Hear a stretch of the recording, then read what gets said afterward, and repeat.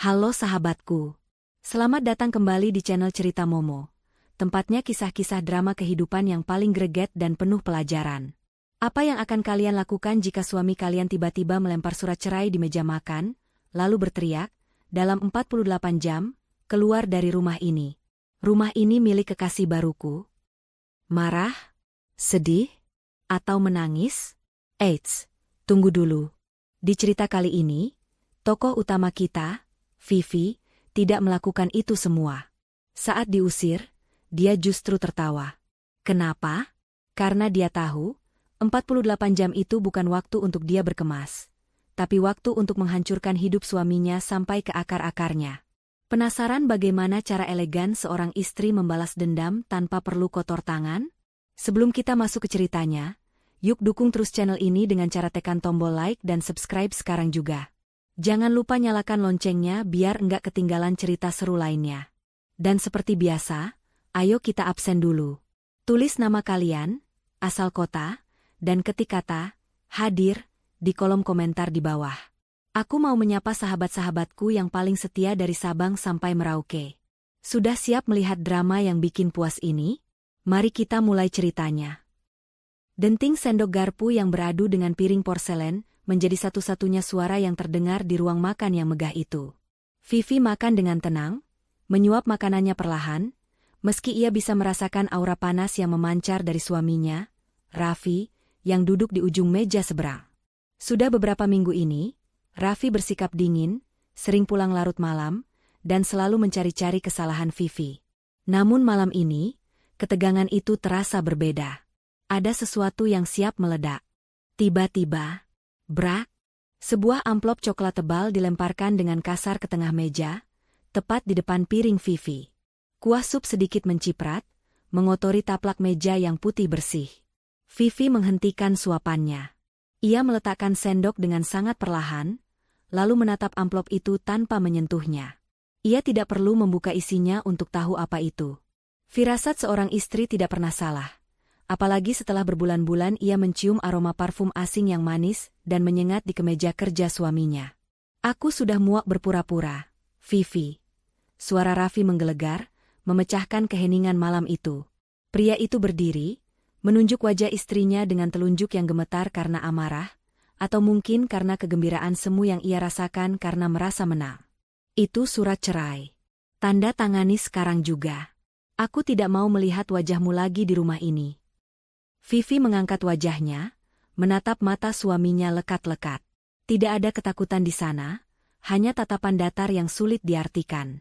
Ia mengambil tisu dan mengelap bibirnya dengan anggun. Cerai? Tanyanya pelan, nadanya datar seolah sedang membicarakan cuaca. Ya, cerai. Dan dengar baik-baik.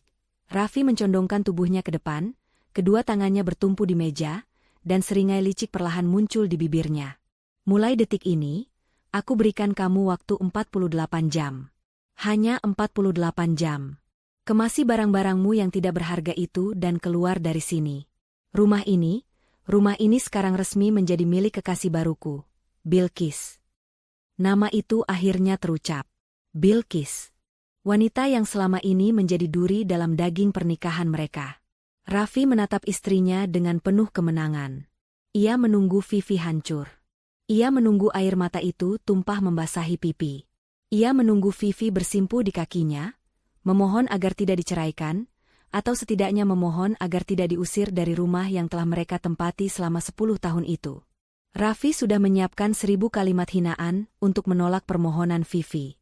Namun, yang terjadi di detik berikutnya membuat Raffi terdiam kaku. Bahu Vivi berguncang. Bukan karena isak tangis yang menyayat hati, melainkan karena tawa. Awalnya pelan, lalu berubah menjadi tawa renyah yang terdengar sangat santai, seolah Raffi baru saja menceritakan lelucon paling lucu sedunia. Vivi tertawa lepas di hadapan wajah suaminya yang mulai memerah karena bingung. Kamu tertawa? Raffi mundur selangkah, wajahnya merah padam karena merasa diremehkan.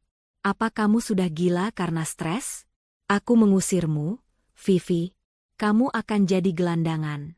Rumah ini sudah bukan milikmu lagi, sertifikatnya sudah atas nama Bilqis. Vivi mengusap sudut matanya yang sedikit berair karena tertawa.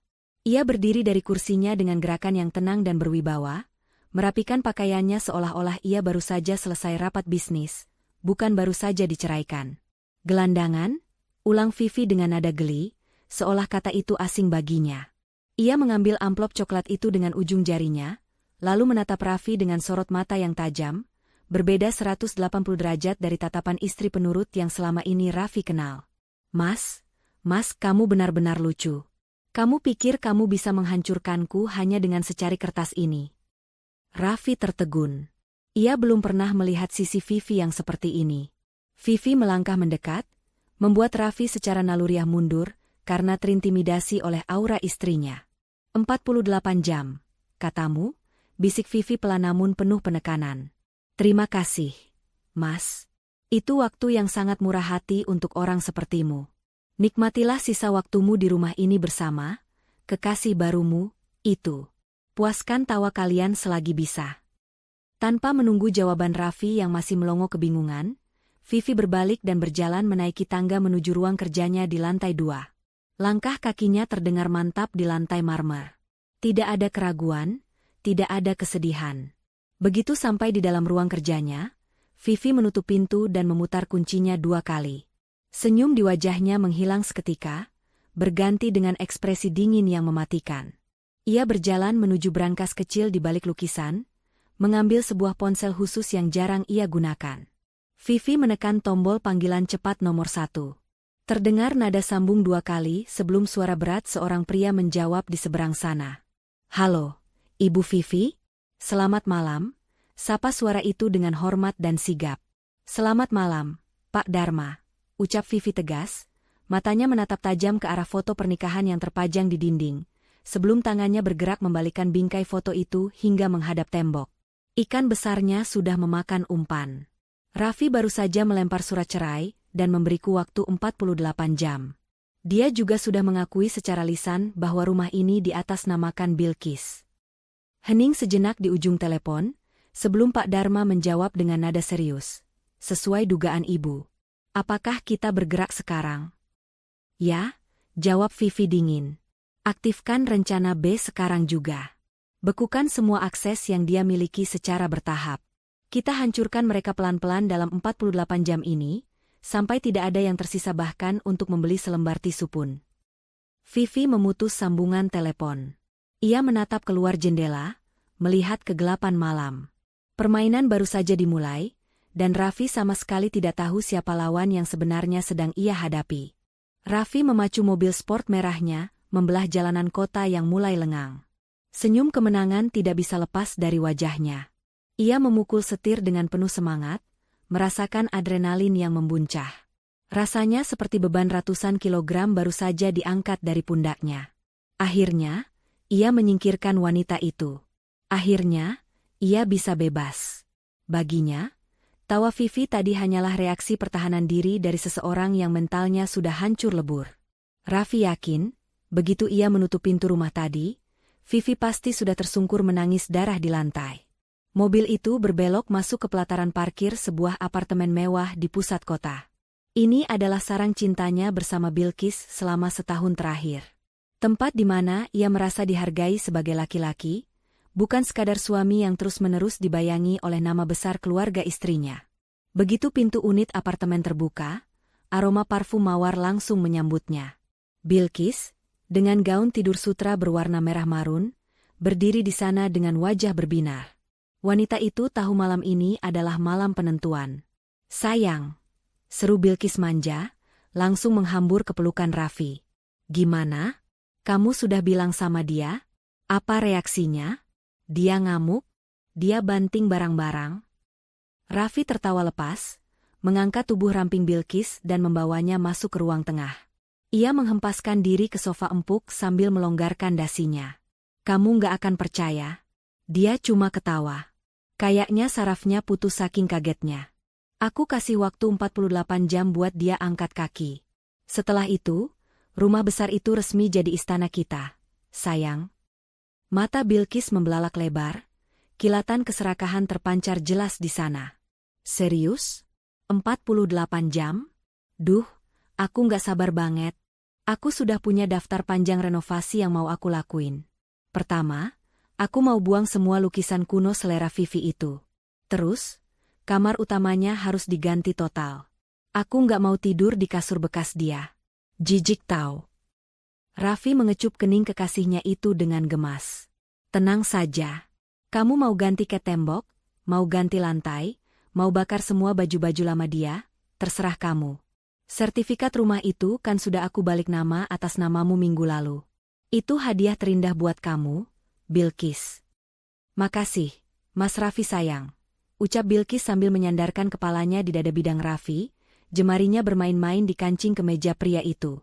Lagian, Vivi itu bodoh banget ya. Selama ini dia nggak sadar kalau suaminya yang hebat ini pelan-pelan mindahin aset. Dia terlalu sibuk dengan kegiatan sosialita nggak jelas itu. Dia memang naif, cibir Raffi. Dia pikir karena bapaknya yang mendirikan perusahaan, dia bisa santai-santai selamanya.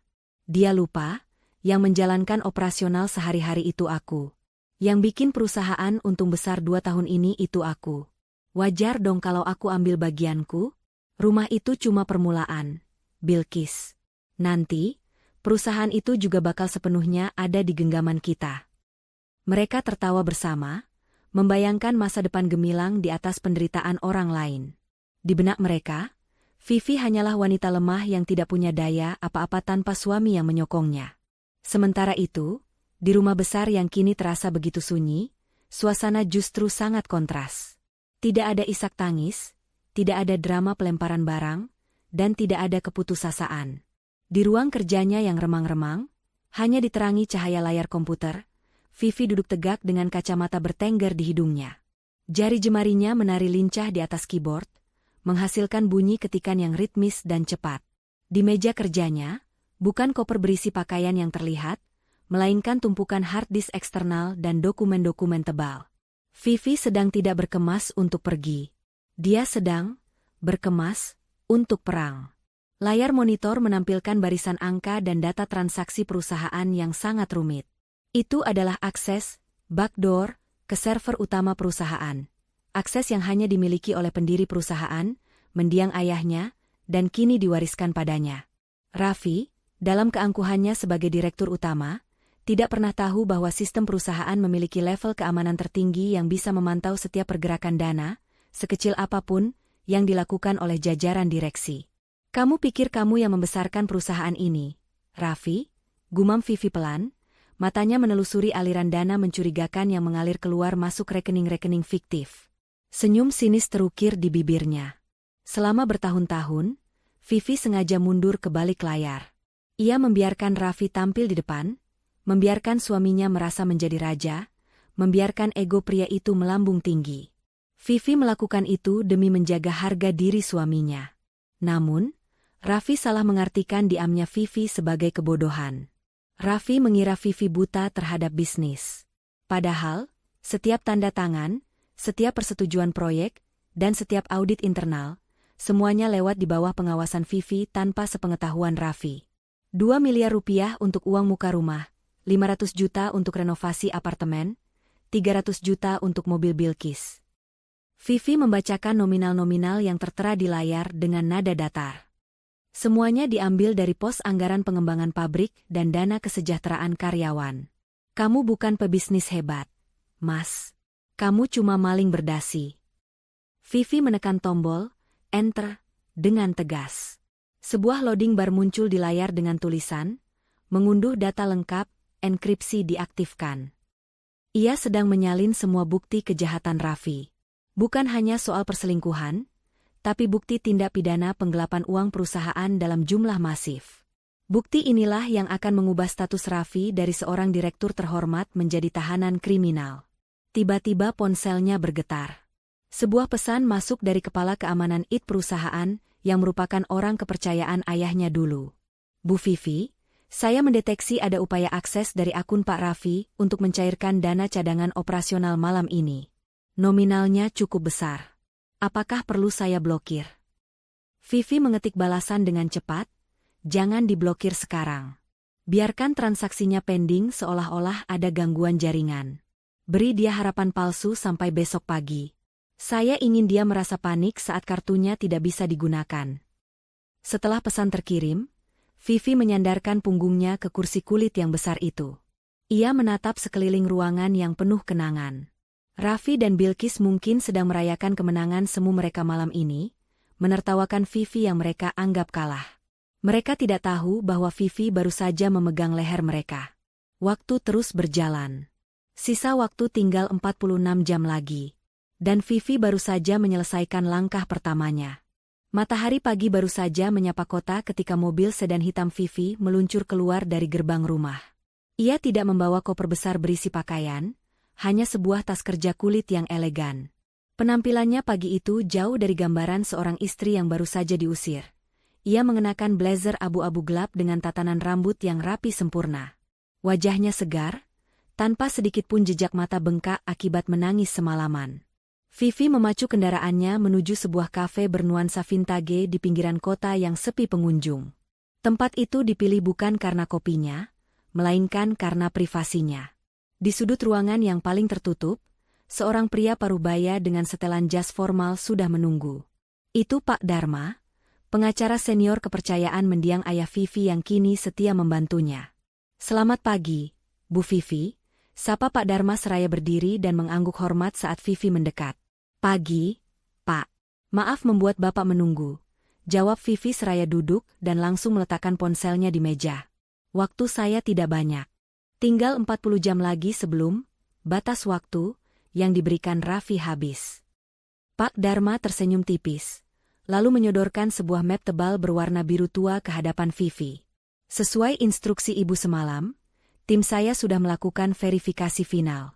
Ini rekam jejak digital aliran dana yang keluar dari perusahaan dalam 6 bulan terakhir. Dan tebakan Ibu 100% akurat." Vivi membuka map itu. Matanya menyusuri barisan angka dan diagram alur transaksi yang rumit. Di sana terpampang jelas bagaimana Raffi memanipulasi laporan keuangan. Modusnya klasik namun rapi. Markup biaya vendor, proyek fiktif, hingga pembayaran konsultan palsu. Semua muara uang itu berakhir di satu rekening penampung yang kemudian ditransfer ke rekening pengembang properti mewah. Rumah di kawasan elit Pondok Indah itu dibeli tunai keras 2 bulan lalu, jelas Pak Dharma sambil menunjuk satu baris transaksi yang di stabilo kuning. Nilainya 25 miliar rupiah. Tapi, nama yang tertera di akta jual beli bukan Raffi Aditama, melainkan Bilqis Anggraeni. Vivi mendengus pelan, tangannya menelusuri nama gundik suaminya di atas kertas itu. Cerdas. Raffi pikir dengan menggunakan nama Bilqis, aset itu tidak akan terhitung sebagai harta gonogini jika kami bercerai. Dia pikir dia sedang mengamankan masa depannya. Tapi dia lupa satu hal fatal. "Bu," potong Pak Dharma dengan nada serius. "Sumber dananya.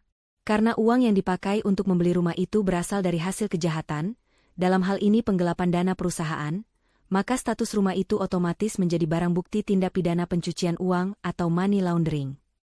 Pak Dharma menatap Vivi dengan kekaguman yang tidak ditutup-tutupi.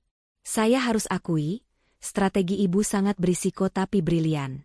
Ibu tahu Raffi melakukan kecurangan ini sejak 6 bulan lalu, tapi Ibu diam saja. Ibu membiarkan dia terus mencuri. Kenapa?" Vivi menutup map itu perlahan, lalu menyesap teh hangat yang baru saja diantar pelayan. Matanya menatap lurus keluar jendela, seolah melihat bayangan Raffi yang sedang tertawa sombong di kejauhan. "Kalau saya menegurnya 6 bulan lalu saat dia baru mencuri 50 juta, dia hanya akan kena sanksi administratif, Pak. Paling parah cuma dipecat. Lalu dia bisa cari kerja di tempat lain dan memulai hidup baru dengan Bilqis," ujar Vivi tenang, namun dingin menusuk tulang. "Itu terlalu mudah. Itu bukan hukuman." Vivi mencondongkan tubuhnya sedikit. "Saya butuh dia melakukan kesalahan yang tidak bisa dimaafkan secara hukum. Saya butuh nominalnya cukup besar untuk membuatnya membusuk di penjara selama belasan tahun. Dan saya butuh dia melibatkan Bilqis dalam kejahatan ini secara legal." Pak Dharma mengangguk paham. Dan dengan membiarkan Raffi membelikan rumah itu atas nama Bilqis menggunakan uang curian, Ibu baru saja menjerat Nona Bilqis sebagai penadah pasif. Dia menikmati hasil kejahatan. Dia tidak bisa lagi bersembunyi sebagai korban ketidaktahuan. "Tepat sekali," sahut Vivi. Rumah itu bukan hadiah cinta Raffi untuk Bilqis. Rumah itu adalah bukti kriminal yang akan menyeret mereka berdua ke sel yang sama. Pak Dharma menghela napas panjang, merinding membayangkan nasib Raffi. Pria itu benar-benar salah memilih lawan. Ia mengira istrinya hanyalah pewaris tahta yang manja, padahal Vivi adalah permaisuri yang memegang kendali penuh di balik tirai. Lalu, apa langkah selanjutnya, Bu? Kita bisa langsung lapor polisi pagi ini. Bukti sudah lebih dari cukup, saran Pak Dharma. Vivi menggeleng tegas. Jangan dulu. Jangan ganggu kesenangan mereka. Biarkan mereka menikmati kemenangan semu ini sedikit lebih lama. Biarkan Raffi merasa dia adalah raja dunia, dan biarkan Bilqis merasa dia sudah menjadi nyonya besar. Jatuhnya akan terasa jauh lebih sakit kalau mereka didorong dari tempat yang paling tinggi. Vivi melirik jam tangannya. Bilqis pasti sudah tidak sabar ingin melihat istananya. Saya yakin sebentar lagi dia akan datang ke rumah untuk melakukan inspeksi, mungkin sambil menghina selera dekorasi saya. Saya harus ada di sana untuk menyambut tamu agung itu. Ibu yakin kuat menghadapi mereka secara langsung? Tanya Pak Dharma khawatir. Kuat? Vivi tersenyum miring, senyum yang menjanjikan badai. Pak Dharma, saya tidak kehilangan rumah. Saya sedang memberikan mereka tali gantungan yang paling mewah. Siapkan saja berkas pelaporannya untuk besok sore, tepat 1 jam sebelum batas waktu 48 jam itu habis. Kita akan buat pesta kejutan yang tidak akan pernah mereka lupakan seumur hidup. Vivi bangkit dari duduknya, merapikan blazernya, dan mengambil tas kerjanya. Saya permisi dulu. Ada pertunjukan drama yang harus saya mainkan di rumah. Wanita itu melangkah keluar kafe dengan langkah pasti. Di tangannya kini bukan hanya sekadar bukti perselingkuhan, tapi kunci penjara untuk suami dan selingkuhannya. Babak pembantaian diam-diam baru saja dimulai. Jarum jam dinding antik di ruang tengah terus berdetak, seolah menghitung mundur nasib penghuninya. Sisa waktu tinggal 30 jam lagi. Suasana di rumah besar itu terasa mencekam, bukan karena teriakan, melainkan karena keheningan yang tidak wajar. Para asisten rumah tangga bekerja dengan kepala tertunduk, takut melakukan kesalahan sekecil apapun, sementara Vivi duduk santai di sofa ruang keluarga sambil membaca majalah, seolah tidak ada badai yang sedang menerjang hidupnya. Ketenangan itu pecah ketika pintu depan terbuka lebar tanpa diketuk. Suara hak sepatu tinggi yang beradu dengan lantai marmer menggema ke seluruh ruangan, diikuti oleh aroma parfum yang menyengat, aroma yang sama yang sering Vivi cium di jas suaminya. Bilqis melangkah masuk layaknya seorang ratu yang baru saja memenangkan perang. Ia mengenakan gaun terusan berwarna cerah yang mencolok, kacamata hitam yang disampirkan di kepala, dan tas bermerek yang dijinjing dengan angkuh. Matanya menyapu sekeliling ruangan dengan tatapan merendahkan, lalu berhenti tepat pada sosok Vivi. Loh, masih di sini? Sindir Bilqis dengan nada tinggi yang sengaja dibuat-buat. Ia berjalan mendekat, lalu berdiri berkacak pinggang di hadapan Vivi. Aku pikir kamu sudah sadar diri dan angkat kaki sejak pagi tadi. Ternyata mental pengemis susah hilang ya, masih betah numpang di rumah orang. Vivi tidak langsung menjawab. Ia melipat majalahnya dengan tenang, meletakkannya di meja, lalu mendongak menatap Bilqis. Tidak ada kemarahan di wajah cantiknya, hanya seulas senyum tipis yang sulit ditebak maknanya. Selamat siang, Bilqis. Silakan duduk. Anggap saja rumah sendiri, ucap Vivi ramah, namun penuh ironi. Oh, maaf, saya lupa. Menurut versi kamu dan Raffi, ini memang rumahmu, kan? Wajah Bilqis memerah karena merasa diejek, tapi ia cepat-cepat menutupi kekesalannya dengan tawa sinis. Bukan, menurut versi kami, tapi ini faktanya, Ibu Vivi yang terhormat. Sertifikat rumah ini sudah atas namaku. Jadi, wajar dong kalau aku datang buat ngecek properti baruku? Aku mau pastikan gak ada barang berharga yang kamu bawa lari. Bilqis mulai berjalan mengelilingi ruangan, menyentuh vas bunga kristal, meraba tirai sutra impor, dan menatap lukisan-lukisan mahal dengan tatapan tamak. Bei Inah, teriaknya memanggil asisten rumah tangga senior. Bei Inah tergopoh-gopoh datang dari dapur, wajahnya pucat. Iya, Non. Mulai besok, turunkan lukisan jelek itu. Ganti gorden ini dengan warna emas. Yang ini terlalu suram, persis kayak nasib mantan nyonya rumah ini. perintah Bilqis sambil menunjuk-nunjuk sembarangan. Dan sofa ini, baunya apek. Bakar saja. Bei Inah menatap Vivi dengan pandangan memohon, bingung harus menuruti siapa. Vivi hanya mengangguk pelan, memberi isyarat agar Bei Inah menuruti saja ocehan wanita itu. Vivi diam-diam meraba ponsel di saku blazernya, memastikan aplikasi perekam suara sudah aktif sejak Bilqis melangkah masuk tadi. Ia butuh pengakuan. Ia butuh bukti bahwa Bilqis tahu persis dari mana uang untuk membeli rumah ini berasal. Selera kamu boleh juga, Bilqis, pancing Vivi sambil berdiri dan menghampiri wanita itu. Tapi merenovasi rumah sebesar ini butuh biaya besar loh. Belum lagi harga beli rumah ini, 25 miliar tunai. Kan? Raffi benar-benar royal ya sama kamu. Bilqis berbalik, mengibaskan rambutnya dengan sombong. Jelas dong, Mas Raffi itu cinta mati sama aku. Dia rela lakuin apa saja buat nyenengin aku. Nggak kayak kamu, istri yang cuma bisa nuntut tapi nggak bisa bikin suami betah. Tapi 25 miliar itu uang yang sangat banyak. Tekan Vivi lagi, suaranya merendah, seolah mengajak bergosip. Gaji Raffi sebagai direktur di perusahaanku tidak mungkin cukup untuk beli tunai secepat itu. Kecuali dia pakai jalan pintas. Bilqis tertawa meremehkan, masuk tepat ke dalam perangkap. Aduh, Vivi, jangan naif deh. Mas Raffi itu otak dari perusahaan kamu. Wajar dong kalau dia ambil jatah lebih? Dia yang kerja keras muter otak. Sementara kamu cuma ongkang-ongkang kaki. Uang 25 miliar itu kecil buat dia. Hasil, kreativitas, dia ngatur proyek selama ini. Lagian, itu hak dia. Jadi kamu tahu uang itu diambil dari kas perusahaan? Tanya Vivi tajam, mengunci tatapan Bilqis. Tahulah, jawab Bilqis lantang tanpa ragu. Mas Raffi cerita semuanya sama aku. Dia bilang dia pindahin dana itu pelan-pelan biar nggak ketahuan audit, terus dia beliin rumah ini atas namaku biar aman dari kamu. Kenapa? Iri ya? Makanya, jadi istri itu harus pinter servis suami, biar suami rela korupsi demi kamu. Senyum Vivi melebar. Pengakuan itu sudah terekam dengan jernih. Bilqis baru saja menggali kuburannya sendiri dengan mulut besarnya. Dia mengakui secara sadar bahwa dia menerima aliran dana hasil kejahatan. Wow, desis Vivi, bertepuk tangan pelan sekali. Luar biasa. Cinta kalian benar-benar mahal. Vivi melangkah mendekat hingga jarak wajah mereka hanya tinggal beberapa sentimeter. Aura intimidasi Vivi yang sesungguhnya tiba-tiba keluar, membuat Bilqis refleks mundur selangkah karena kaget.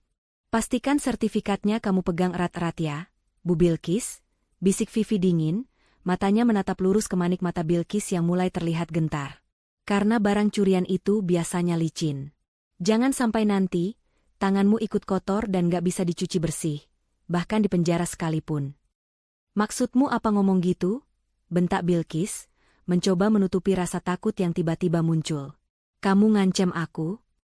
Aku tidak mengancam, jawab Vivi santai sambil melirik jam tangannya lagi. Aku hanya memberi saran sesama wanita. Sekarang, silakan lanjutkan menghayal tentang renovasi rumah ini. Nikmati waktumu selagi bisa. Karena kadang, mimpi indah itu bangunnya di tempat yang sangat tidak enak. Vivi berbalik badan, meninggalkan Bilqis yang berdiri terpaku di tengah ruangan dengan napas memburu. Bei Inah, panggil Vivi tanpa menoleh. Buatkan tamu kita minum. Kasihan, sepertinya tenggorokannya kering karena terlalu banyak bicara hal yang tidak perlu. Vivi menaiki tangga dengan langkah ringan. Satu bukti fatal sudah di tangan. Bilqis bukan korban ketidaktahuan, dia adalah komplotan. Dan hukum tidak mengenal belas kasihan bagi mereka yang menikmati hasil curian dengan bangga. Sisa waktu tinggal 29 jam. Kehancuran mereka sudah di depan mata. Lampu kristal di butik perhiasan mewah itu memantulkan cahaya berkilauan, seakan mengejek siapa saja yang tidak mampu membelinya. Namun bagi Raffi dan Bilqis, tempat ini adalah taman bermain. Sisa waktu menuju pengusiran Vivi tinggal 12 jam lagi. Raffi ingin merayakan kemenangan mutlaknya dengan memberikan hadiah spesial untuk ratu barunya. Sayang, lihat ini. Bagus banget kan? Seru Bilqis sambil menempelkan sebuah kalung berlian bermata biru ke leher jenjangnya di depan cermin. Ini cocok banget buat dipakai pas kita resmi nempatin rumah baru besok. Raffi tersenyum lebar, merangkul pinggang ramping Bilqis dari belakang. Apapun yang kamu mau, ambil saja. Anggap ini bonus awal karena kamu sudah sabar menunggu selama ini. Bilqis memeki kegirangan, lalu menunjuk satu set perhiasan lain, gelang dan anting yang senada. Total harganya mencapai ratusan juta rupiah. Bagi Raffi, nominal itu tidak masalah. Ia memegang kartu kredit korporat, Black Card, dari perusahaan. Kartu sakti yang selama ini ia gunakan untuk membiayai gaya hidup mewahnya dengan memanipulasi laporan sebagai biaya entertainment klien. Mereka berjalan menuju kasir dengan dagu terangkat tinggi. Pegawai butik melayani mereka dengan sangat ramah, membungkuk hormat melihat penampilan perlente Raffi. Totalnya 350 juta. Bapak, ucap kasir sambil tersenyum manis. Raffi dengan santai mengeluarkan kartu berwarna hitam elegan dari dompetnya dan meletakkannya di atas nampan beludru. Gesek saja. Tanpa PIN. Pegawai itu mengangguk dan memasukkan kartu ke mesin EDC. Hening sejenak. Raffi mengetuk-ngetukkan jari di meja kaca, bersiul pelan, membayangkan wajah menderita Vivi saat diusir nanti malam. Tiba-tiba, mesin EDC mengeluarkan bunyi BE panjang yang tidak enak didengar. Dahi pegawai butik itu berkerut. Ia mencoba menggesekkan kartu itu sekali lagi. Hening lagi, lalu bunyi BE penolakan kembali terdengar. Maaf, Pak, ucap pegawai itu dengan nada ragu dan sedikit canggung. Kartunya declined. Ditolak oleh sistem. Tawa Raffi terhenti seketika. Apa? Ditolak? Nggak mungkin. Limit kartu itu tak terbatas. Kamu salah gesek kali, atau mesin kamu yang rusak? Saya sudah coba 2 kali, Pak. Keterangannya, do not honor. Mungkin Bapak ada kartu lain? Wajah Raffi mulai memerah karena malu. Ada beberapa pelanggan lain yang menoleh ke arah mereka. Dengan gerakan kasar, ia mengambil kartu debit pribadinya, rekening gajinya sebagai direktur utama. Pakai yang ini, jangan bikin malu saya. Pegawai itu mencoba lagi. Detik-detik berlalu terasa sangat lambat. Dan kemudian, BF. Maaf Pak, ini juga ditolak. Keterangannya, card blocked. Bilqis yang tadinya sibuk bercermin kini menoleh dengan tatapan bingung dan sedikit kesal. Mas, kok bisa sih? Malu tahu dilihatin orang. Kamu bilang uang kamu banyak. Sebentar, bentak Raffi, panik mulai menjalar di dadanya. Ia menyambar ponselnya dan segera menelepon manajer keuangan kantornya. Ia ingin memaki bawahan yang ia pikir tidak becus mengurus administrasi perbankan itu. Tut. Tidak diangkat. Raffi mencoba menelepon lagi. Masih tidak diangkat. Ia beralih menelepon sekretaris pribadinya. Nomornya sibuk. Ia mencoba login ke aplikasi mobile banking di ponselnya. Jantung Raffi seakan berhenti berdetak saat melihat notifikasi merah di layar ponselnya. Akun dibekukan. Hubungi kantor cabang terdekat. Sialan, umpat Raffi keras, membuat pegawai butik terlonjak kaget. Pasti ada kesalahan sistem di bank pusat. Dasar bank tidak becus. Jadi gimana, Pak? Perhiasannya? Tanya pegawai itu hati-hati, namun tatapan matanya sudah berubah dari hormat menjadi curiga. Batal, seru Raffi kasar. Ia menarik tangan Bilqis, menyeret wanita itu keluar dari butik dengan langkah terburu-buru. Wajah Bilqis merah pada menahan malu. Ia sempat mendengar bisik-bisik pelanggan lain yang menertawakan mereka. Mas, sakit? Protes Bilqis saat mereka sudah di parkiran. Kenapa bisa kayak gitu sih? Kamu bangkrut? Jangan ngaco, sergah Raffi dengan napas memburu. Ia berusaha menenangkan dirinya sendiri, menyisir rambutnya yang berantakan dengan jari. Ini pasti cuma error sistem atau Vivi lupa bayar tagihan tahunan perusahaan. Dasar wanita tidak berguna. Urusan administrasi saja nggak becus. Raffi masih menyangkal. Keangkuhannya menutup matanya dari kenyataan bahwa Vivi tidak pernah lupa. Vivi justru sangat ingat, dan dia yang mematikan kerannya. Raffi masih yakin bahwa besok pagi ia bisa datang ke kantor, memarahi staf keuangan, dan membereskan semuanya. Ia tidak sadar, kantor itu sudah bukan lagi wilayah kekuasaannya. Sementara itu, Di sebuah gedung perkantoran dengan lambang kepolisian yang khas, suasana terasa jauh lebih dingin dan serius. Vivi duduk di hadapan seorang perwira polisi berpangkat tinggi, Inspektur Hadi, di unit kejahatan ekonomi khusus, Vismondev. Di meja, terhampar semua bukti yang dibutuhkan untuk menghancurkan hidup Raffi. Rekaman suara pengakuan Bilqis, data aliran dana ilegal dari server perusahaan, dan bukti kepemilikan aset yang diatasnamakan pihak ketiga. Ini bukti terakhirnya, Pak, ucap Vivi tenang sambil menyerahkan sebuah flash disk kecil berwarna perak. Rekaman suara Bilqis Anggraeni yang mengakui bahwa dia mengetahui sumber dana pembelian rumah tersebut berasal dari manipulasi keuangan perusahaan suami saya.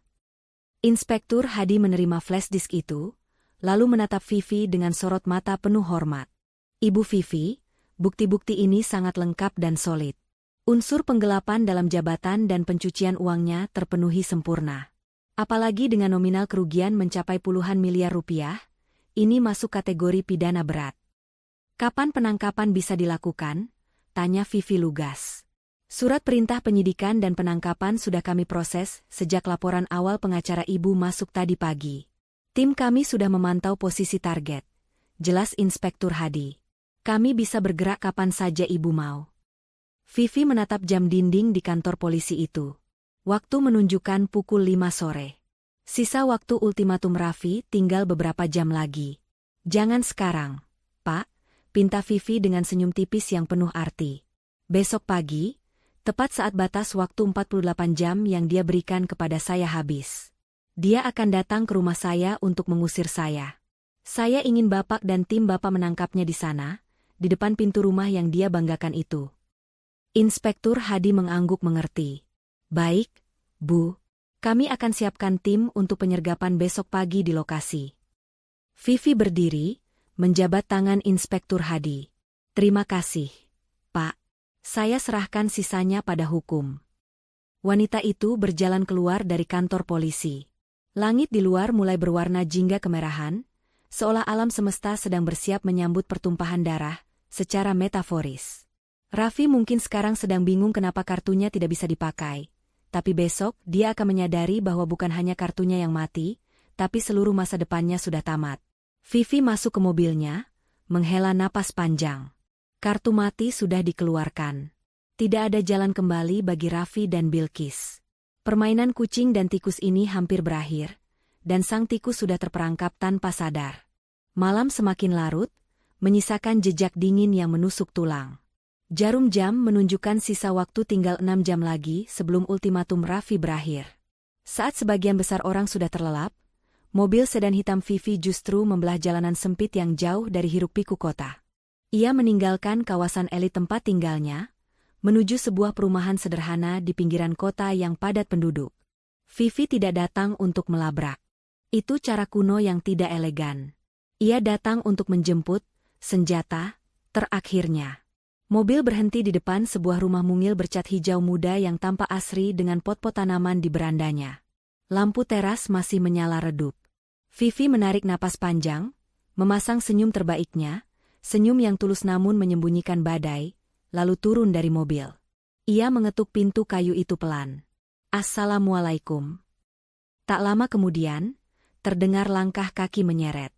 Pintu terbuka, menampilkan sosok wanita tua berwajah teduh yang mengenakan daster batik lusuh dan kerudung instan. Kerutan di wajahnya menandakan kerasnya kehidupan, namun matanya memancarkan kehangatan seorang ibu. Itu Busari, ibu kandung Bilqis. Waalaikumsalam. Cari siapa ya, Mbak? Malam-malam begini, tanya Busari dengan nada ramah namun sedikit bingung. Vivi mengangguk sopan, mencium tangan wanita tua itu dengan takzim, sebuah gestur yang membuat Busari terkejut. Maaf mengganggu istirahatnya, Bu. Saya Vivi, teman dekatnya Bilqis. Apa benar ini rumah ibunya Bilqis? Wajah Busari langsung berbinar mendengar nama anaknya disebut. Oh, temannya Bilqis. Iya, benar, Nak. Mari masuk. Duh, rumah ibu berantakan, maklum orang kampung. Vivi masuk ke dalam ruang tamu yang sempit namun bersih. Di dinding, terpajang foto-foto Bilqis dari masa kecil hingga wisuda. Tidak ada kesan kemewahan di sini, Sangat kontras dengan gaya hidup hedonis yang dipamerkan Bilqis di kota. Ibu senang sekali ada teman Bilqis yang main ke sini, ujar Busari sambil menyuguhkan teh hangat di cangkir kits bergambar bunga. Bilqis itu jarang pulang, Nak Vivi. Katanya sibuk sekali kerja di perusahaan besar. Dia anak kebanggaan ibu. Tulang punggung keluarga sejak bapaknya meninggal. Vivi menyesap tehnya, merasakan ironi yang pahit. Bilqis memang pekerja keras, Bu, jawab Vivi diplomatis. Ngomong-ngomong, Bilqis sering cerita soal ibu. Katanya dia sayang sekali sama ibu. Mata Busari berkaca-kaca. Iya, alhamdulillah.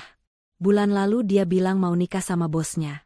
Katanya calonnya itu duda kaya, istrinya meninggal karena sakit setahun lalu. Namanya Pak Raffi. Nak Vivi kenal? Jantung Vivi mencelos, namun ekspresinya tetap datar sempurna. Jadi begini narasi yang dibangun Bilqis. Membunuh karakter Vivi yang masih hidup demi memuluskan statusnya di mata sang ibu. Saya kenal Pak Raffi, Bu. Sangat kenal, jawab Vivi pelan. Justru itu tujuan saya datang ke sini malam-malam. Busari menatap Vivi antusias. Ada apa, Nak? Ada kabar baik dari Bilqis. Vivi meletakkan cangkirnya perlahan. Begini, Bu. Besok pagi adalah hari yang sangat spesial buat Bilqis dan Pak Raffi. Mereka akan menempati rumah baru mereka yang besar dan mewah. Bilqis ingin memberikan kejutan besar buat ibu. Dia ingin ibu hadir di sana besok pagi untuk syukuran dan melihat rumah barunya. Ya Allah. Busari menutup mulutnya karena kaget dan haru. Benarkah? Tapi Bilqis kok nggak telepon ibu? Namanya juga kejutan, Bu. Kalau dia bilang, bukan kejutan dong, kilah Vivi dengan nada meyakinkan. Bilqis minta tolong saya untuk menjemput ibu besok pagi-pagi sekali. Dia ingin saat dia sampai di rumah barunya, ibu sudah ada di sana menyambut dia. Dia ingin restu ibu jadi yang pertama masuk rumah itu. Air mata bahagia menetes di pipi keriput Busari. Wanita tua yang lugu itu tidak tahu bahwa ia sedang diundang ke medan perang, bukan ke pesta syukuran. Ia tidak tahu bahwa anak kebanggaannya bukanlah calon istri terhormat, melainkan wanita simpanan yang sebentar lagi akan dipermalukan. Ibu mau, Nak Vivi. Ibu mau sekali, ucap Busari terbata-bata. Ibu akan pakai baju terbaik ibu. Ibu sudah siapkan kebaya lama ibu buat pernikahan Bilqis nanti. Vivi merasakan sedikit rasa bersalah menusuk hatinya melihat ketulusan wanita tua itu. Tapi ia segera menepisnya. Ini bukan salah Vivi. Ini akibat dari kebohongan bertumpuk yang dibangun Bilqis sendiri.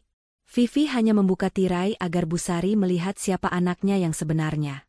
Kadang, kebenaran itu menyakitkan, tapi lebih baik daripada hidup dalam ilusi dosa. Bagus kalau begitu, Bu. Besok jam 7 pagi supir saya akan jemput ibu ya. Ibu siap-siap saja, kata Vivi sambil bangkit berdiri. Ia menyelipkan sebuah amplop berisi uang tunai ke tangan Busari. Ini titipan dari Bilqis, buat bekal ibu besok. Duh, Nak, nggak usah repot-repot. Tolak Busari, tapi Vivi memaksanya menerima. Terima saja, Bu. Itu hak ibu. Vivi berpamitan. Saat ia melangkah keluar menuju mobilnya, ia melihat Busari melambai dari pintu dengan wajah penuh harap dan doa. Di balik kemudi, Vivi mencengkeram setir erat-erat. Maafkan saya, Busari, gumam Vivi lirih saat mobilnya mulai bergerak menjauh. Ibu wanita baik, tapi ibu harus tahu kalau anak ibu sudah menjadi monster. Dan besok, ibu yang akan menjadi hakim terakhir untuk menghancurkan mentalnya. Sisa waktu tinggal beberapa jam lagi menuju fajar. Semua bidak catur sudah berada di posisinya. Polisi sudah siaga, bukti sudah lengkap, dan kini, saksi kunci yang paling emosional sudah diamankan. Raffi dan Bilqis mungkin sedang tidur nyenyak sekarang, memimpikan rumah mewah itu. Mereka tidak sadar, saat matahari terbit nanti, mimpi itu akan berubah menjadi mimpi buruk yang nyata. Vivi memacu mobilnya kembali ke kota. Ia tidak akan tidur malam ini. Ia akan menunggu pagi datang dengan mata terbuka lebar, siap menyaksikan runtuhnya kesombongan suami dan gundiknya. Fajar menyingsing di ufuk timur, membawa cahaya keemasan yang biasanya menjanjikan harapan baru. Namun bagi penghuni rumah megah di kawasan elit itu, Matahari pagi ini adalah penanda akhir dari sebuah hitungan mundur yang mematikan. Sisa waktu tinggal 1 jam lagi. 60 menit tersisa sebelum ultimatum 48 jam yang diteriakkan Raffi benar-benar habis. Di dalam rumah, keheningan terasa begitu pekat. Tidak ada kardus-kardus berserakan, tidak ada koper yang ditumpuk di ruang tamu, dan tidak ada kesibukan layaknya orang yang hendak pindah rumah.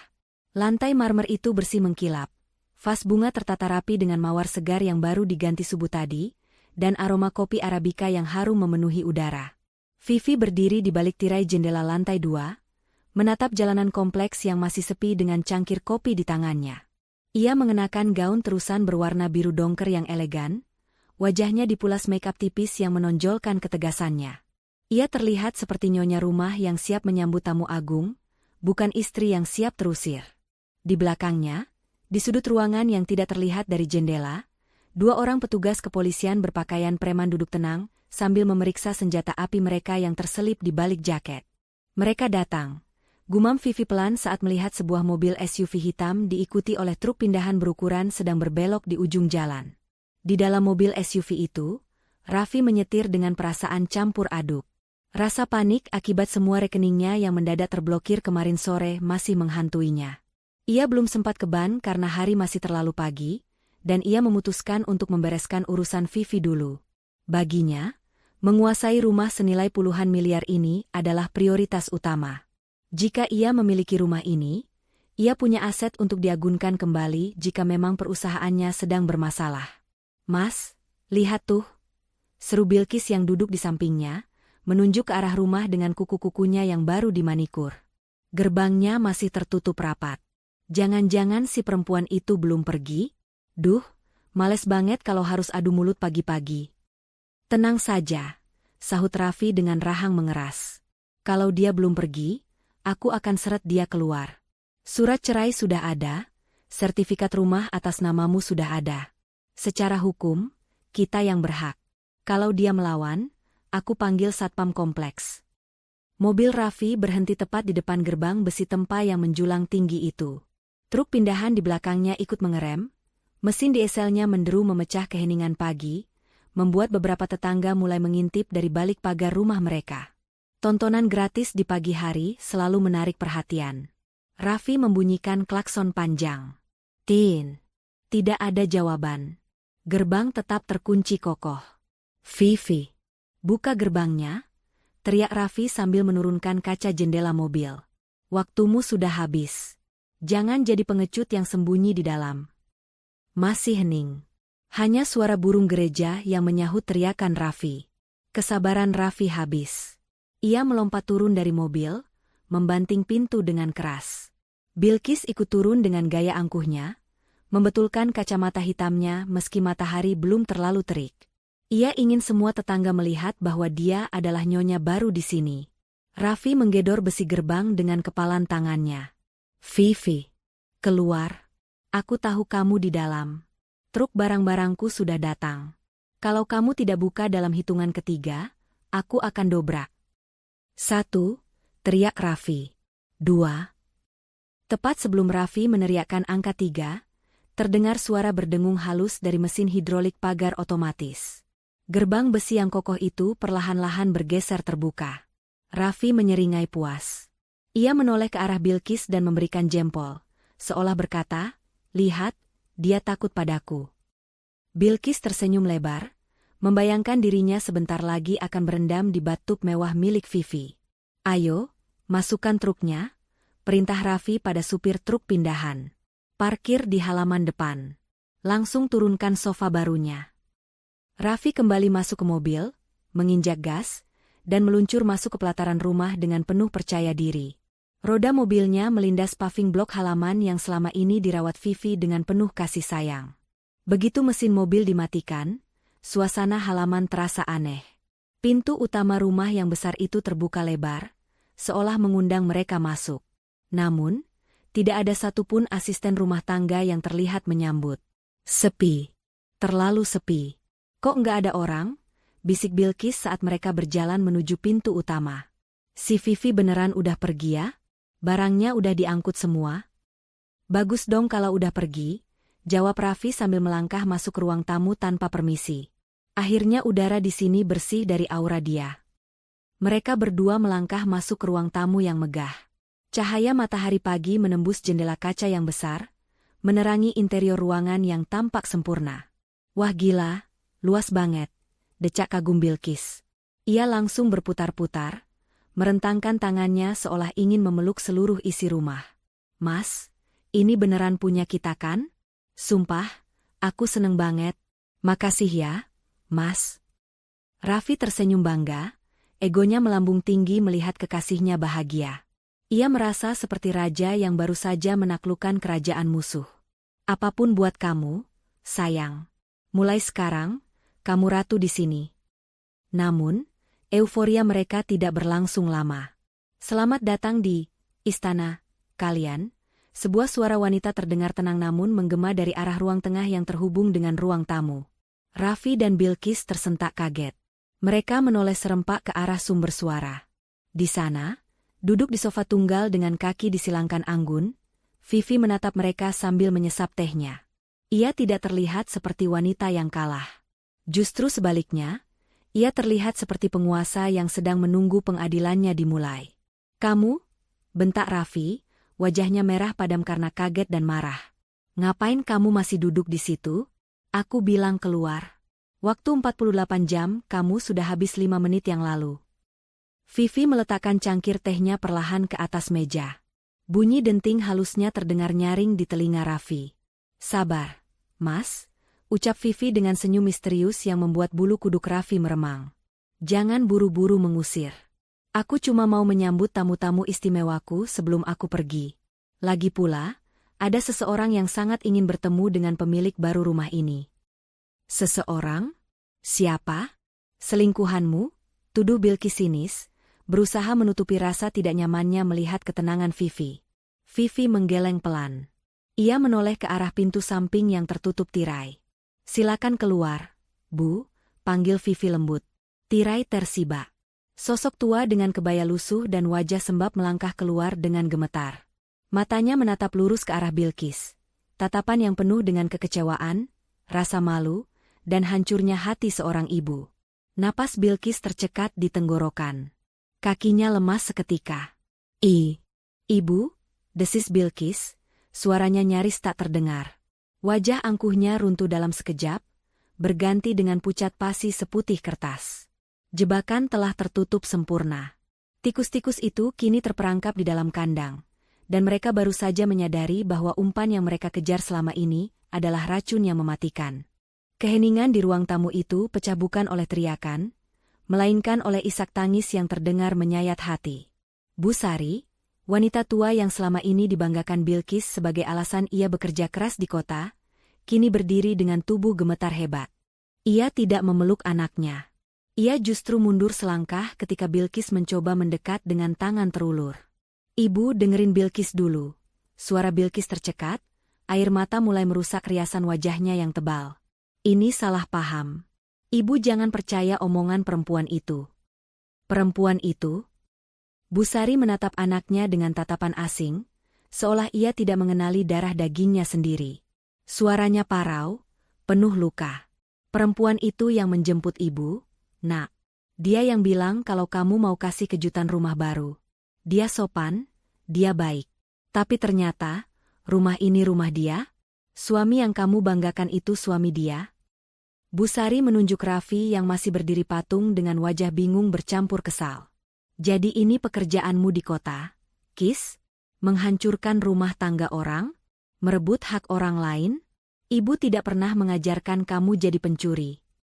Cukup, bentak Raffi keras, membuat Bu Sari tersentak kaget. Pria itu menatap tajam ke arah Vivi, mengabaikan drama ibu dan anak di hadapannya. Vivi, apa-apaan ini? Kamu sengaja bawa orang tua kampung ini ke sini buat bikin drama? Kamu pikir aku bakal luluh? Nggak akan. Sekarang usir mereka semua, dan kamu juga angkat kaki. Mendengar ibunya disebut orang tua kampung, wajah Bilqis menegang. Ia menatap Raffi dengan pandangan tidak percaya. Selama ini Raffi selalu berkata manis tentang keluarganya. Berjanji akan memberangkatkan ibunya umrah, Tapi hari ini topeng itu terlepas. Vivi tertawa pelan, tawa yang dingin dan menusuk. Ia bangkit dari sofa, berjalan perlahan mendekati Raffi. Jaga mulutmu, Mas, ucap Vivi tenang.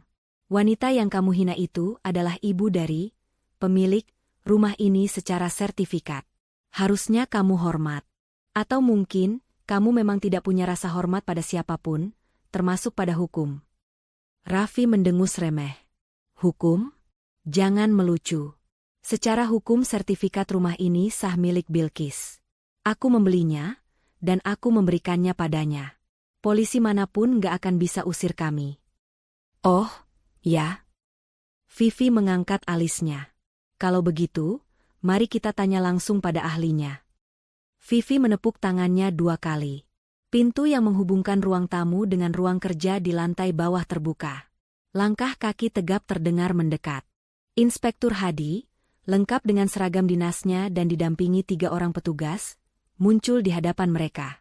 Aura otoritas langsung memenuhi ruangan itu, membuat oksigen terasa menipis bagi Raffi dan Bilqis. Wajah Raffi pucat pasi. Ia mengenali seragam itu. Itu bukan polisi patroli biasa, itu lambang reserse kriminal khusus. Kakinya refleks mundur selangkah, menabrak meja hias. Selamat pagi, Pak Raffi Aditama, sapa Inspektur Hadi dengan nada datar namun tegas. Dan Saudari Bilqis Anggraeni. Ada apa ini, Pak? Tanya Raffi terbata-bata, keringat dingin mulai bercucuran di pelipisnya. Kenapa ada polisi di rumah saya? Istri saya yang panggil? Ini masalah rumah tangga, Pak, tidak bisa dicampuri polisi. Ini bukan masalah rumah tangga, Pak, jawab Inspektur Hadi sambil mengeluarkan selembar surat perintah penangkapan dari saku seragamnya. Ini masalah tindak pidana korporasi, penggelapan dalam jabatan, dan pencucian uang atau money laundering. Raffi ternganga. Pencucian uang? Bapak gila. Saya direktur utama. Uang saya halal. Uang Bapak berasal dari manipulasi laporan keuangan PT Wira Sentosa selama 2 tahun terakhir dengan total kerugian negara dan perusahaan mencapai 45 miliar rupiah. Inspektur Hadi membacakan tuduhan itu dengan lancar tanpa melihat kertas. Dan bukti terkuatnya ada di sini, di rumah ini. Inspektur Hadi menunjuk ke sekeliling ruangan, lalu tatapannya berhenti pada Bilqis yang kini mematung di samping ibunya. Saudari Bilqis, lanjut Inspektur Hadi. Rumah ini dibeli tunai seharga 25 miliar rupiah menggunakan dana hasil kejahatan tersebut, namun diatasnamakan saudari untuk menyamarkan asal-usul uangnya. Dalam Undang-Undang Tindak Pidana Pencucian Uang, saudari bukan hanya saksi. Saudari adalah pelaku pasif yang menikmati hasil kejahatan. Dunia Bilqis runtuh seketika. Lututnya lemas, dan ia ambruk ke lantai marmer yang dingin. Ia menatap sertifikat rumah yang sempat ia banggakan dalam pikirannya. Kini sertifikat itu tak ubahnya tiket menuju neraka. Enggak, Pak. Saya nggak tahu apa-apa. Jerit Bilqis histeris, air matanya tumpah ruah. Ia merangkak memeluk kaki ibunya. Bu, tolong Kis, Bu. Kis nggak tahu kalau uangnya curian. Mas Raffi bilang itu uang bonus dia. Sumpah, Bu. Bu Sari hanya bisa menangis. Tubuhnya terguncang hebat, tidak sanggup melihat anaknya yang kini tampak begitu menyedihkan. Ia memalingkan wajah, hatinya hancur berkeping-keping. Raffi yang mulai panik berusaha mencari celah. Ia menatap Vivi dengan tatapan memohon yang menyedihkan, harga dirinya lenyap tak bersisa. Vivi, sayang tolong jelaskan sama mereka. Ini salah paham, kan? Kamu pasti salah lihat data. Kita bisa bicarakan ini baik-baik. Aku suamimu, Enam. Ayah dari anak-anak kita nanti. Kamu nggak tega kan lihat aku di penjara? Vivi menatap suaminya dengan sorot mata jijik, seolah sedang melihat kotoran yang menempel di sepatu mahalnya. Suami, ulang Vivi tajam. Suami yang kemarin melempar surat cerai ke mukaku? Suami yang memberiku waktu 48 jam untuk jadi gelandangan?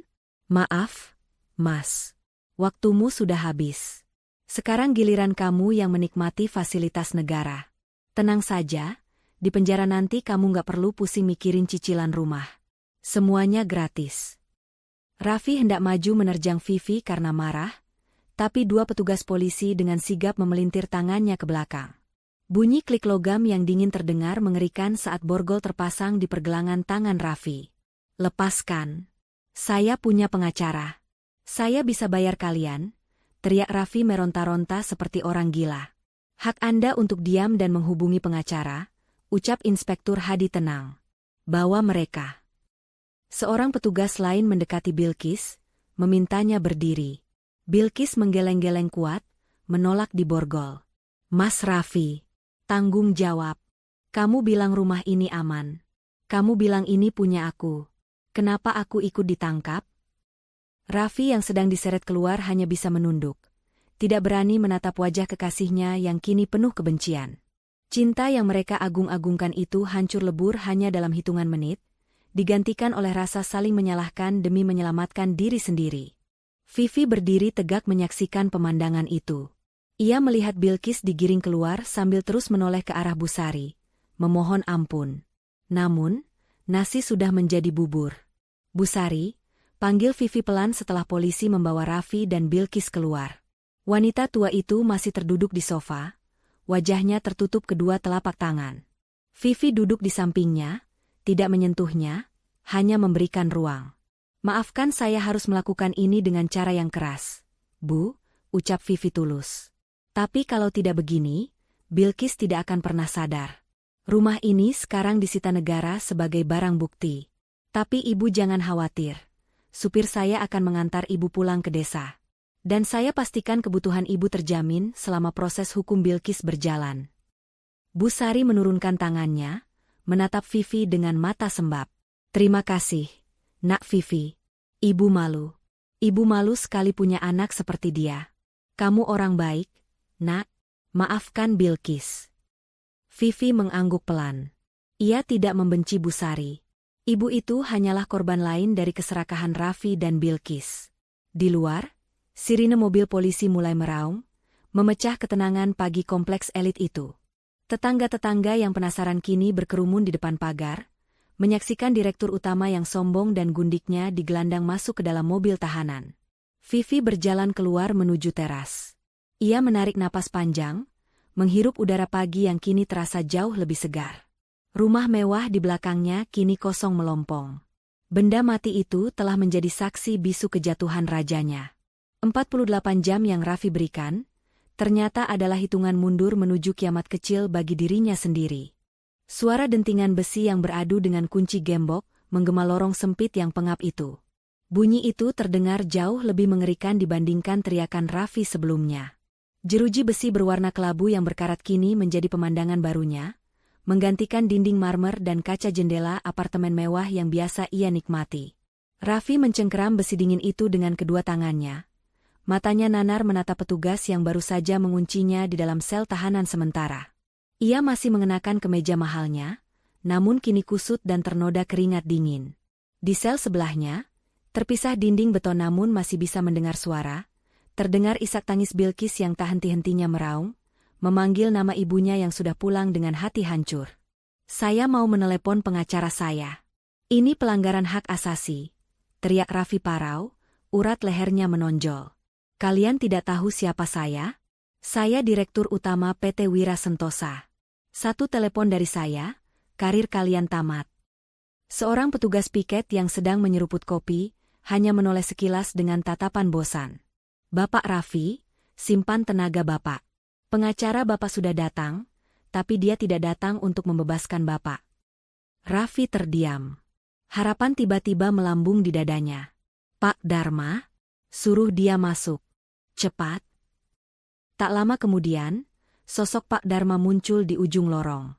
Pria tua itu berjalan tenang dengan tas kerja kulit di tangannya, didampingi seorang asisten muda. Raffi langsung menempelkan wajahnya ke jeruji, tersenyum lebar seolah melihat malaikat penyelamat. "Pak Dharma, syukurlah Bapak datang," seru Raffi dengan napas memburu. "Bapak lihat kan kelakuan gila Vivi? Dia menjebak saya. Cepat urus jaminan penangguhan penahanan saya. Gunakan dana taktis perusahaan, berapapun biayanya, keluarkan saya dari tempat bau ini sekarang juga." Pak Dharma berhenti tepat di depan sel Raffi. Ia tidak tersenyum, tidak juga menunjukkan simpati. Ia memandang Raffi dengan tatapan datar, seolah sedang melihat orang asing. Tanpa berkata apa-apa, Pak Dharma memberi isyarat pada asistennya untuk mengeluarkan sebuah map merah dari dalam tas. Pak Raffi, suara Pak Dharma terdengar formal dan dingin. Saya datang ke sini bukan sebagai kuasa hukum pribadi Anda. Saya datang mewakili Dewan Komisaris PT Wira Sentosa, yang dipimpin oleh pemegang saham mayoritas, Ibu Vivi. Senyum di wajah Raffi perlahan memudar. Apa maksud Bapak? Ini adalah surat keputusan pemberhentian dengan tidak hormat, ucap Pak Dharma sambil menyodorkan map itu melalui celah jeruji. Raffi menerimanya dengan tangan gemetar. Terhitung sejak 1 jam yang lalu, seluruh akses Anda terhadap aset, rekening, dan fasilitas perusahaan telah dicabut total. Rapat luar biasa pemegang saham yang digelar darurat pagi ini, memutuskan untuk memecat Anda atas dasar pelanggaran berat, penggelapan dana dan merusak citra perusahaan. Raffi membaca surat itu dengan mata melotot. Di bagian bawah, tertera tanda tangan Vivi yang tegas dan rapi di atas materai. Dipecat? Bisik Raffi, suaranya hilang. Tapi saya yang membesarkan perusahaan itu. Tanpa saya, Wira Sentosa akan bangkrut. Vivi tidak bisa melakukan ini. Ibu Vivi bukan hanya bisa, tapi beliau sudah melakukannya, balas Pak Dharma tajam. Dan perlu Bapak ketahui, Ibu Vivi juga sudah mengajukan gugatan perdata untuk menyita seluruh aset pribadi Bapak, termasuk mobil sport, jam tangan mewah, dan investasi saham atas nama pribadi, untuk mengganti kerugian perusahaan sebesar 45 miliar rupiah. Jadi, secara teknis, saat ini Bapak adalah seorang pengangguran yang tidak memiliki harta sepeser pun untuk membayar pengacara. Dunia Raffi runtuh untuk kedua kalinya hari itu. Ia mundur terhuyung, punggungnya menabrak dinding sel yang lembab. Kakinya lemas. Tanpa uang, tanpa jabatan, dan tanpa koneksi, ia hanyalah mangsa empuk di dalam penjara. Bilang pada Vivi. Raffi mendesis, air mata kemarahan dan ketakutan mulai menggenang. Bilang padanya aku suaminya. Dia tidak boleh sekejam ini. Kekejaman adalah saat Bapak melempar surat cerai dan mengusir istri Bapak yang setia demi seorang wanita simpanan. Potong Pak Dharma telak. Ibu Vivi hanya mengembalikan apa yang Bapak mulai. Selamat menikmati fasilitas baru Bapak. Pak Dharma berbalik badan dan melangkah pergi, mengabaikan teriakan Raffi yang memanggil-manggil namanya dengan putus asa. Sementara itu, di ruang interogasi yang terpisah, Bilkis duduk berhadapan dengan penyidik wanita. Wajah cantiknya kini berantakan, mascara luntur membasahi pipinya. Kesombongannya saat memilih perhiasan kemarin sore sudah lenyap tak berbekas. Saya cuma dikasih, Bu. Sumpah, racau Bilkis histeris. Mas Raffi bilang itu hadiah. Saya nggak tahu kalau itu uang korupsi. Saya korban, Bu. Mas Raffi yang jahat, dia yang nipu saya. Saudari Bilkis, potong penyidik itu sambil memutar sebuah rekaman suara dari laptopnya. Terdengar jelas suara Bilkis yang direkam oleh Vivi di ruang tamu kemarin. Mas Raffi cerita semuanya. Dia bilang dia pindahin dana itu pelan-pelan biar nggak ketahuan audit. Wajah Bilkis pucat pasi. Suaranya sendiri kini menjadi hakim yang paling mematikan. Anda tahu persis asal-usul uang itu, ujar penyidik dingin. Anda menikmati kemewahan di atas kejahatan. Ancaman hukumannya maksimal 15 tahun penjara. Bilkis menelungkupkan wajahnya ke meja, meraung kencang. Bayangan rumah mewah, mobil baru, dan status sosialita yang ia impikan hancur lebur, digantikan oleh bayangan dingin lantai penjara dan tatapan kecewa ibunya yang akan menghantuinya seumur hidup. Cinta yang ia banggakan pada Raffi menguap seketika, berganti menjadi kebencian mendalam karena pria itu menyeretnya ke neraka ini. Di belahan kota lain, suasana di gedung pencakar langit PT Wira Sentosa terasa tegang namun penuh hormat. Vivi melangkah masuk ke lobi utama. Tidak ada lagi penampilan istri rumah tangga yang sederhana. Hari ini, ia mengenakan setelan bisnis hitam yang membalut tubuhnya dengan sempurna, aura kepemimpinan memancar kuat dari setiap langkah kakinya. Para karyawan yang berpapasan dengannya menunduk hormat, sebagian berbisik kagum, sebagian lagi takut. Berita penangkapan Raffi sudah menyebar di grup WhatsApp kantor, beserta kabar bahwa Vivi lah otak di balik operasi pembersihan itu. Vivi masuk ke dalam lift khusus direksi, menekan tombol lantai paling atas. Begitu pintu lift terbuka, Ia berjalan lurus menuju ruangan yang selama ini diduduki Raffi. Ruangan Direktur Utama. Sekretaris Raffi yang dulu sering bersikap sinis padanya kini berdiri gemetar di balik mejanya. Selamat siang, Bu Vivi. Ada yang bisa saya bantu? Siang, jawab Vivi singkat tanpa menoleh. Panggil jasa pembersih profesional. Saya ingin semua barang-barang Raffi dikeluarkan dari ruangan ini dalam waktu 1 jam. Ganti kursinya, ganti mejanya, ganti karpetnya. Saya tidak mau mencium sisa-sisa pengkhianat di ruangan saya. Baik, Bu. Segera saya laksanakan. Vivi masuk ke dalam ruangan besar itu. Ia berdiri di depan jendela kaca raksasa yang menampilkan pemandangan kota Jakarta dari ketinggian. Dulu, Raffi sering berdiri di sini, merasa dirinya raja dunia. Sekarang, Vivi yang berdiri di sini sebagai pemilik tahta yang sesungguhnya. Ponselnya berbunyi. Pesan singkat dari Pak Dharma masuk. Surat pemecatan sudah diterima. Aset pribadi sedang dalam proses pembekuan. Mereka sudah tamat, Bu. Vivi tersenyum tipis. Ia menatap pantulan dirinya di kaca jendela. 48 jam yang lalu, ia adalah istri yang dicampakan. Sekarang, ia adalah CEO yang baru saja membersihkan perusahaannya dari parasit. Realitas memang menghantam keras, tapi bagi Vivi, hantamannya adalah sebuah kemenangan mutlak. Ia duduk di kursi besar itu, meski belum diganti, ia merasa perlu merasakannya sebentar. Vivi mengambil bingkai foto Raffi yang masih ada di meja, menatapnya sebentar, lalu membuangnya ke tempat sampah di bawah meja dengan gerakan santai. Sampah harus berada di tempatnya, gumam Vivi pelan. Babak ini telah berakhir. Raffi dan Bilqis kini harus menghadapi dunia nyata yang kejam tanpa uang dan kekuasaan. Sementara Vivi siap melangkah ke masa depan yang bersih tanpa beban masa lalu. 30 hari telah berlalu sejak drama pengusiran di pagi buta itu. Waktu yang cukup singkat bagi bumi untuk berputar, namun terasa seperti seabad bagi penghuni sel Blok C di rumah tahanan Salemba. Raffi duduk di sudut sel yang lembab, menatap nanar ke arah pintu besi. Tubuhnya kurus, matanya cekung, dan rambutnya yang dulu selalu tertata rapi kini mulai memanjang tak terurus. Ia menunggu. Setiap hari Selasa adalah jadwal kunjungan, dan setiap Selasa pula ia berharap nama, Vivi, akan dipanggil oleh sipir penjara. Ia ingin meminta maaf. Ia ingin memohon. Ia ingin bilang bahwa ia hilaf. Raffi Aditama, teriak sipir dari ujung lorong.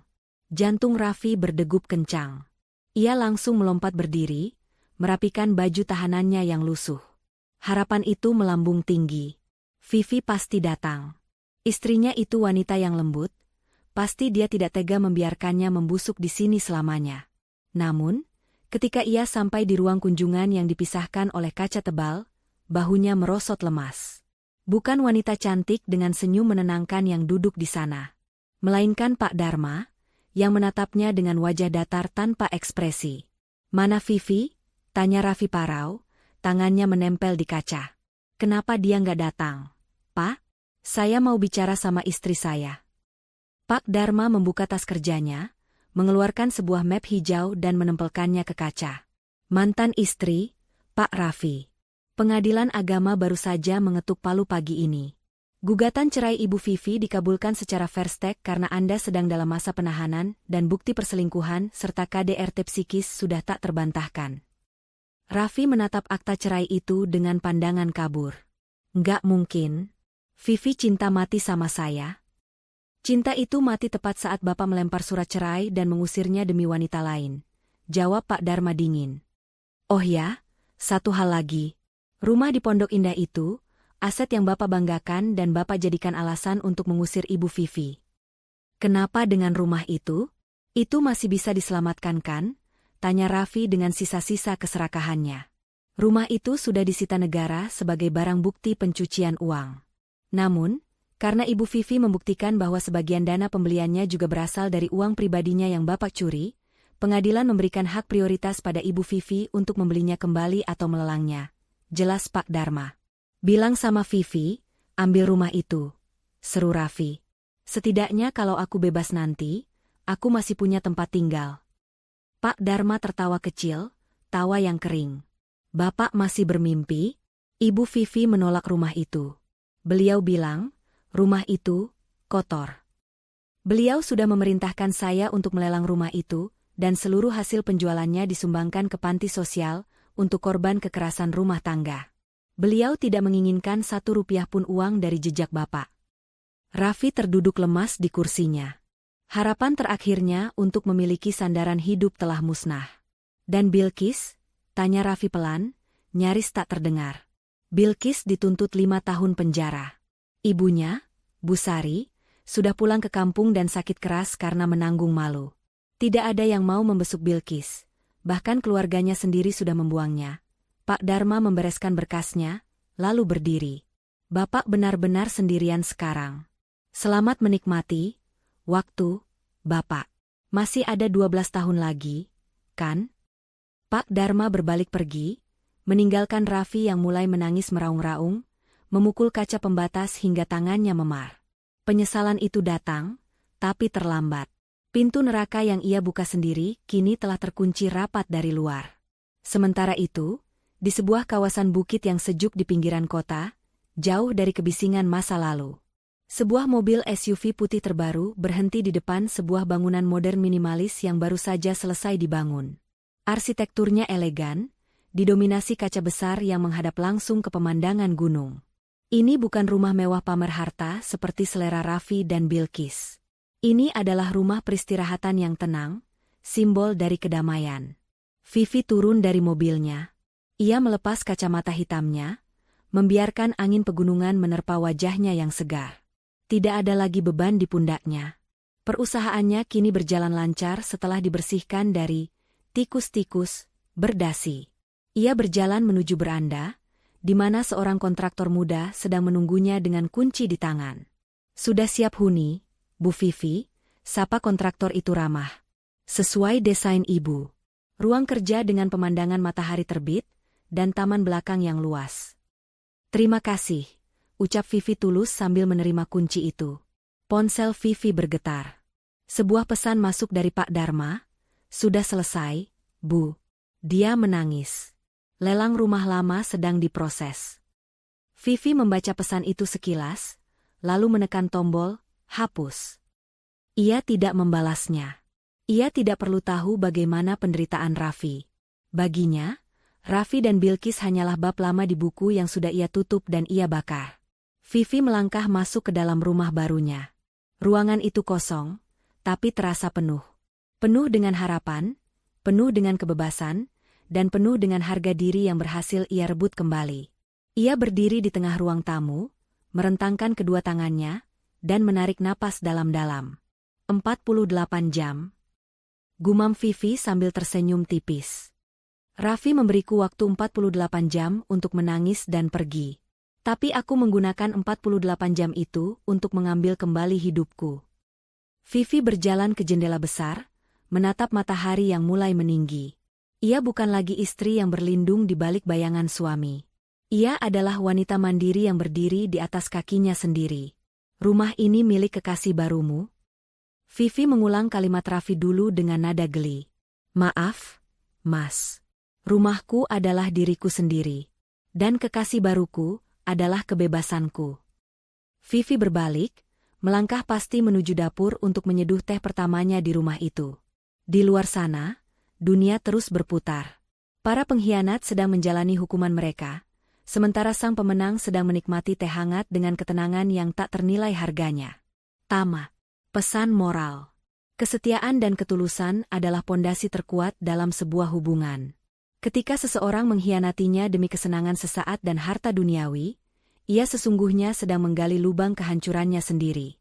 Harta bisa dicari, wajah cantik bisa memudar, tetapi pasangan yang tulus menemani dari nol adalah rezeki yang tak tergantikan. Jangan sampai kesombongan membuatmu membuang berlian demi memungut kerikil, karena penyesalan selalu datang terlambat saat segalanya sudah hilang.